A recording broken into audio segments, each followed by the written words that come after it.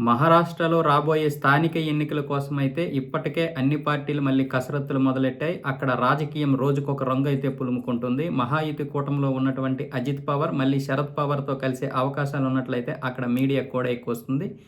అలాగే అజిత్ పవార్ తల్లి ఈరోజు చేసినటువంటి వ్యాఖ్యలు శరద్ పవార్‌తో మాకు ఎటువంటి విభేదాలు లేవు. అన్ని వివాదాలు తొలగిపోయాయి. ఆయన మాకు తండ్రి సమానులు. ఆయనపై మాకు అమితమైన గౌరవం ఎప్పటికీ ఉంటుంది. పార్టీలు వేరైనా సరే అని చెప్పడం జరిగింది. దాంతో ఈ యొక్క చర్చలకైతే ప్రాధాన్యం వచ్చింది. అంతేకాదు ఒకవైపు శివసేన ఎంపీ సంజయ్ రౌత్ అయితే ఎన్డీఏ ప్రభుత్వంపై విరుచుకుపడుతున్నారు. 2020 తర్వాత ఆ పార్టీ కొనసాగడం కష్టమే.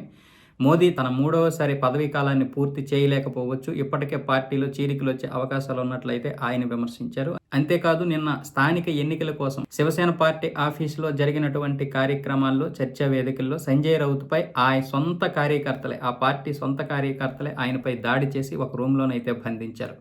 మరోవైపు ఇప్పుడు శరద్ పవార్, అజిత్ పవార్ కలిసే అవకాశాలు ఉన్నట్లయితే తెలుస్తోంది. అది ఎంతవరకు నిజము అనేది ఇంకా ఎవరూ కూడా దీనిపై స్పందించలేదు. శరద్ పవార్ స్పందించలేదు, అజిత్ పవార్ స్పందించలేదు, మహాయుతి కూటమిలో ఎవరూ కూడా స్పందించడం లేదు. కాకపోతే మహారాష్ట్రలో మాత్రం రాజకీయాలు చాలా వేడిగా ఉన్నాయి.